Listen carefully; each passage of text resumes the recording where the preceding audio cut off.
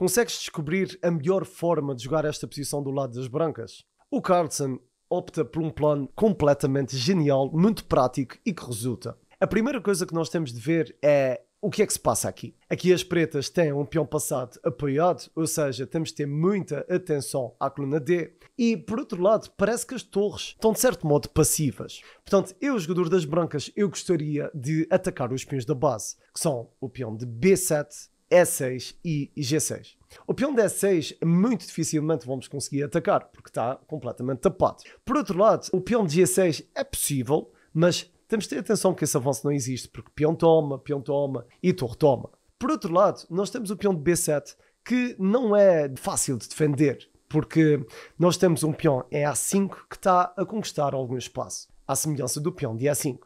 Por esse motivo, as brancas estão ligeiramente melhor. E como o peão de B7 não é fácil de defender, então o Carlsen vai continuar com torre B3, muito forte. Aqui ele continua com torre D3. Eu penso que a ideia principal é mesmo restringir o avanço de D5 e depois, ele joga a torre B1 que não é necessário. Ele podia já avançar B5. Em todo o caso, sendo uma partida da final do Campeonato do Mundo, a partida 10 do Campeonato de 2016, é natural que ele tenha feito esse lance de espera. Aqui, na verdade, o Karyakin poderia ter jogado muito melhor. Poderia ter jogado, por exemplo, torre F8, que daria a ligeira vantagem. Mas, ao jogar a torre para aqui, então B5 é completamente brutal, muito forte. Aqui as pretas tomam, torre toma, e não só nós estamos a criar pressão diretamente no peão de B7, como nós já temos uma forma de atacar o peão de E6. Portanto, aqui as pretas continuam com o peão avança, pânico, precisam de criar contra-jogo na coluna D, e aqui o Carlsen continua com torre B6. Ou seja, melhor do que atacarmos um peão da base é atacarmos dois. Temos o peão de B7 e o peão de E6. Aqui, na verdade, não há grande forma de defender, porque se o cavalo, por exemplo, voltasse para trás, nós intensificávamos a pressão no peão de B7. Por isso, aqui o Karyakin desiste do peão, claro, cavalo toma, e aqui joga torre para C3. A ideia é que, basicamente, as brancas não querem capturar, porque se torre toma, peão toma, basicamente aqui torre B3, peão avança e o cavalo vai conseguir defender na casa D4. Por isso, aqui, muito importante, vocês, se trocarem e com esta troca melhorar a posição do peão adversário, muito provavelmente vocês estarão a fazer a geneira. Por isso, idealmente, vocês vão querer garantir que o peão fica o mais longe possível da casa da promoção. Portanto, aqui, claro, as pretas continuam com torre C7, vão tentando fazer pela vida, mas o problema é que nós temos aqui cavalo D5. Muito interessante. Aqui, importante, há várias formas de jogar para ganhar, e se vocês pensaram em torre toma G6, este lance também ganha.